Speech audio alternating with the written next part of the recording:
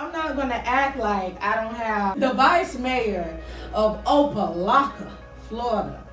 Okay, across the table. In front of us, you know what I'm saying? Well, you know, you sit in front of politicians all the time. You can't even relate. So we're gonna just get into your interview, sir. Are you a product of Opalocka? So I'll just give you a little background. My first home was in Liberty City, so I grew up on 59 and 15, which is the heart of the hood. Everybody knows where it is. Went to Orchard Villa, Charles Drew. All the schools in the city.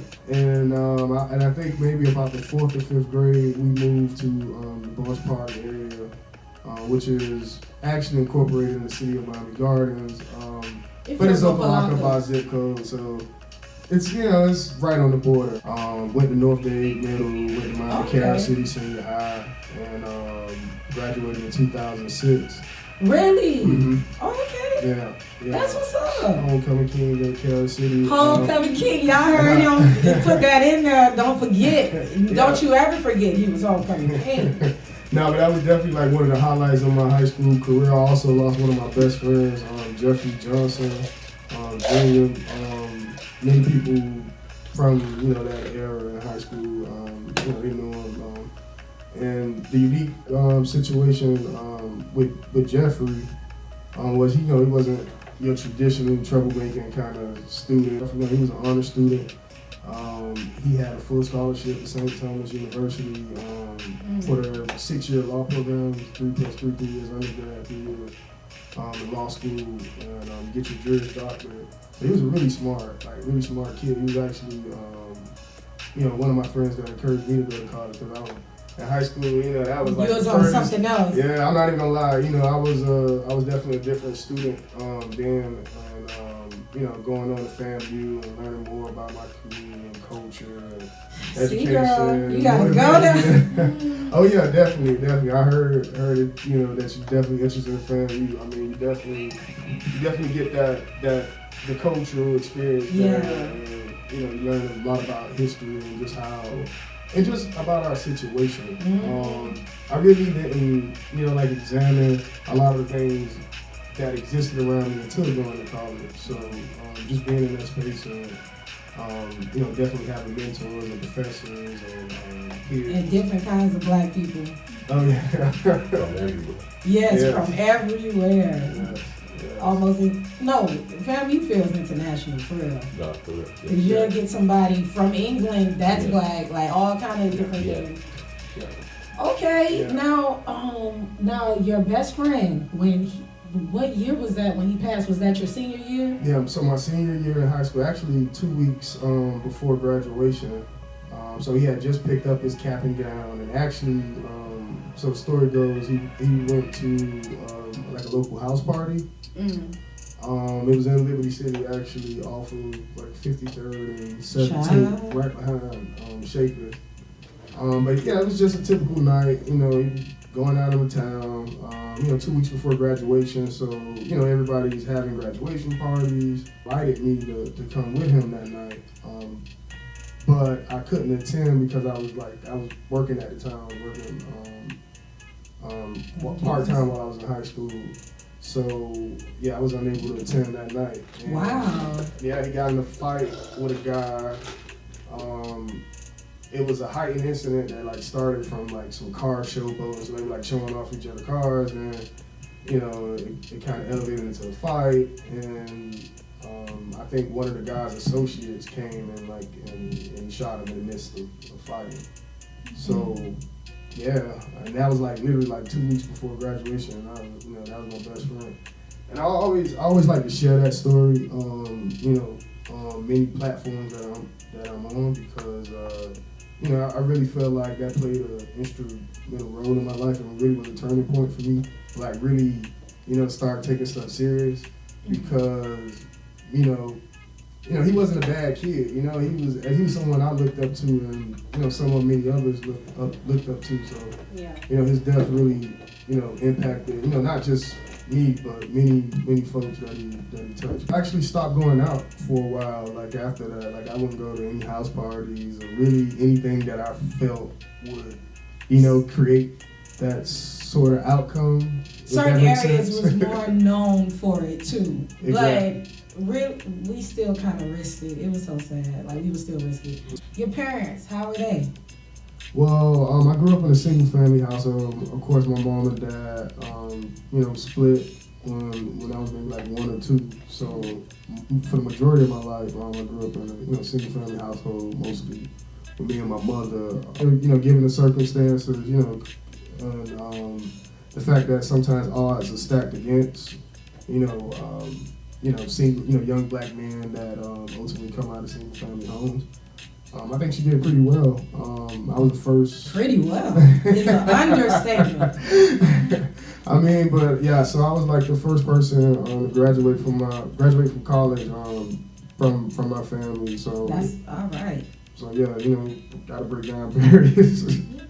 See, and now younger folks in the family, you're like the standard. Like they already feel like, everybody graduates from college. You know what I'm saying? That's what's up. No matter where you are, there's always somebody behind you, watching. So because someone is always watching, even if you don't want to be a mentor, like you are one because like someone's paying attention to you, someone's idolizing you, someone's. What you showing them. Exactly. So but they're watching. Now, all right, you go to college for what? What was the major? Undergraduate, You go straight to fam? Yeah, I went graduated from Carroll City. I took maybe like 2 English classes at Miami-Dade. I was doing road when I was at Carroll City. I was also in the law magnet program because at the time. Because at the time, I wanted to become a lawyer. Of course, that changed, right? Once you go to college, and you find yourself. But I entered at FAMU the summer of 2006. Declared my major. Sociology was my undergraduate, so I got a bachelor's degree in sociology. And I also went on. I graduated in 2010 with my bachelor's. Then I went on to graduate school at FAMU and got my master's in public administration. And I finished in the spring of 2012, and then maybe like 1 or 2 years later, I moved back home to Opalocka and started working actually for a nonprofit organization called the Opalocka Community Development Corporation. And so for the past 6 years, I'm actually still currently employed there. So for the past 6 years, I've just been working in a nonprofit capacity in the community. So whether it's grant writing or advocating for residents and different multi-family complexes, so like apartment complexes and dwellings, to ensure that they are living under quality like housing standards and that sort of thing. But yeah, I mean, I've done a ton of things. I've built community parks in Opalocka. I've fundraised, over $100,000 in grants. As vice mayor or prior? No, this is before. I was always interested in me. I mean, I always had a knack for debating. So exactly, like even on the campaign trail, I did really well in our political debates, which ultimately helped in my election. Because folks, they like what I was saying, and I always had a answer or rebuttal, and and I had the knowledge because my background is in public administration, so and I think always in communities like Opalocka and many other urban disenfranchised communities, people often look at us like nothing good comes from there, and it's like, no, I'm here, right? Like you should see everyone's face when I tell them everything I've done and I'm doing, and I'm like, oh yeah, and I've literally lived in Opalocka my whole life, and they're like, what? But I mean, it's good stuff here. And actually, one of the things that I want to do as vice mayor is propose legislation to challenge the media to develop a counter narrative, right? So locally, what we always kind of allude to is the fact that the media only promotes negativity. But I grew up here, right, and I do positive work in the community, so I know that counter narrative. So one of the things I want to do is, because historically we haven't allocated money as a city for a position to deal with PR related issues and really promote the work that we're doing. And Y'all seem to be a young administration. It Yeah, seems our like it mayor- might have been needed. I think we're one of the youngest administrations probably in South Florida. Our mayor is 32. I'm 31. And actually, I'm the youngest vice mayor in Opalocka's history. So again, not a lot of youth, not a lot of new ideas. I mean, Y'all plan to change up some things. Exactly, because I mean, this is my first run for office, and usually, I mean, your first run is always hard. And just being there for your community is really what public service is about. Now, if I was a new resident, if I was planning to move to South Florida, why should I move to Opalocka? Especially with you as vice mayor. Why should I move my family to Opalocka? Maybe like what are some tourist attractions, or what's some things going on in this town of Dade County? All right, so I got to sell you on Opalocka, in other words. So Opalocka is actually a hidden jewel when you think of it. Opalocka is centrally located. You can get to anywhere in less than 5 minutes from a direction standpoint from Opalocka. You can go south, west, we're right next to 826. You got State Road 9, which leads 95 north, south. Like, you get anywhere in Miami from Opalocka. So from a location standpoint, strategically speaking, Opalocka is it's a valuable community. We also have our own executive airport, of course. New mega companies like Amazon, and it was a county project. Like, the county owned the land that Amazon developed on and everything at Opalocka Airport. The reason I bring that up is because, from a political standpoint, when you have a large company like Amazon, any business that comes to like developing your community, a city assesses what they call impact fees, which is like the cost. It's pretty much like a rate that's used to assess the cost of a new development. So, like, for example, Amazon, right? Like you said, everybody's working there, so you have thousands of employees that are like commuting to our city on a daily, and that's wear and tear on roads. Not to mention, even though Amazon is actually in the community, but it was on. I mean, the city in general has to like service the plumbing, like the water, and so we absorb a lot of the cost that's associated with a business like that coming to our community. But from a political standpoint, we don't receive any of the money. Why? Because it's politics. It wasn't a city. They didn't involve the city at all in that. And given the administration that was in place at the time, maybe they had their reasons, right? But definitely, I mean, we're looking at ways to work with them and leverage those opportunities because they are in our community. And, Opalocka is one of the poorest cities in Miami. Have y'all had an increase in police recently, or? Yeah, well, okay, so here's the thing with our police department. Crime, let me just state this clear. Crime is a difficult thing to get a handle on, especially when we talk about urban communities that are under-resourced. Close quarters, too, a lot of times. Exactly. In Opalocka in particular, we have our police department has a high turnover because there's really not a lot of incentives to give our officers. So what you have is, police officers, our staff, they'll come here, they'll work, and then, we'll lose them to more, enticing departments opportunities. So, like, they'll leave us in the Miami Gardens and other municipalities because we just don't pay enough, or why we can't incentivize. Why not? Because y'all smaller? Well, because we're smaller, because we don't have the budget. That's really what it is. We really don't have the money to pay them a competitive salary. So, we're always understaffed when it comes to police officers. Our police chief is actually you know, he's working like, he just actually sent us a memo maybe like a week or two ago, you know, pretty much just stating how to be more proactive, I guess, towards crime and unsafe activity in our community.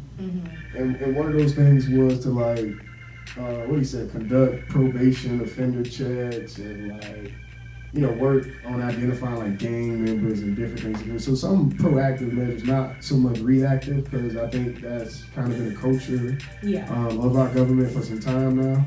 So when me and some of my colleagues were elected, we definitely wanted to take a more proactive approach to tackling, you know, gun violence, crime, and, you know, any illegal activity in our community for that matter. Outside of just police enforcement, we also have, like we had an incident where one of our officers, something happened, or one of our officers had a misunderstanding. It was a guy walking, and he the officer questioned the guy, and he thought he had like a gun, but it was a broom. But the guy was, he had some like mental health issues. So again, you know, looking at our policies, making sure our officers are trained properly, and do know how to deal with sensitive situations like encountering persons with mental health issues and that sort of thing. I think, you know, are some of the measures that we're looking to take, because all that is preventative, right? Like we don't wait until you know, make an incident like that. Like we want to do prevention and counsel in that way, so that, you know, we could, you know, prevent those type of things from happening. What should we be looking forward to, or the citizens of Opalocka especially looking forward to this year for the 2019 coming from this administration? Absolutely. So we just passed our budget maybe like a month ago. The city's budget is about $45 million. So some of the projects we put in place are much needed projects, like fixes to our infrastructure. So right now we have milling and resurfacing of some of our city streets. So you go like by Jackson Sofa, I'm not sure if you guys know where it is, but it was a horrible road. Yes, it was. Yeah, so that's fixed now. We also purchased an industrial truck that patches small to medium-sized large potholes in our residential areas. So I mean, we're addressing the issues because beautifying pretty much a little bit. Exactly. But because it's infrastructure related, it's a lot more complicated. Like, it's not as simple. Like, we're doing the low-hanging fruit now, if that makes sense. It's just, you know, it's a pothole in the ground. Like, usually it's related to drainage and like other issues. So, you know, as opposed to just repaving the street and fixing the potholes, you know, while you got the street open, it makes sense to go down and do the plumbing and all. You know, in cities like Opalocka, like, we inherit, you know, the decisions from past administrators who didn't necessarily make the best decisions on behalf of the community. Ultimately, you know, we have to move together as a commission. You know, I'm excited to work with this group. Like I said, we've done some, you know, great projects so far, such as the remilling and resurfacing of our streets. We also had our first annual toy drive with the City Girls. Yes, you did. I was just waiting to ask you, did you go? Did you attend? Yes, because you had to be from Opalocka to attend Child, because if you're not from Opalocka, you're not getting a bike, wasn't it? Yeah. I think that's how it went. Yes. I'm like, this girl a fool.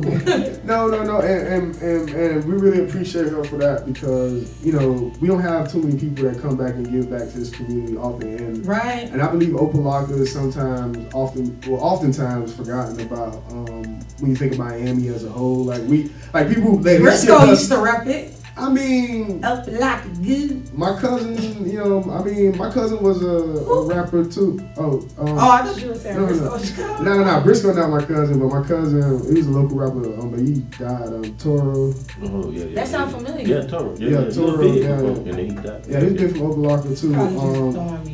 Local rapper too. Right? Yeah, he died at Coco's. Yeah.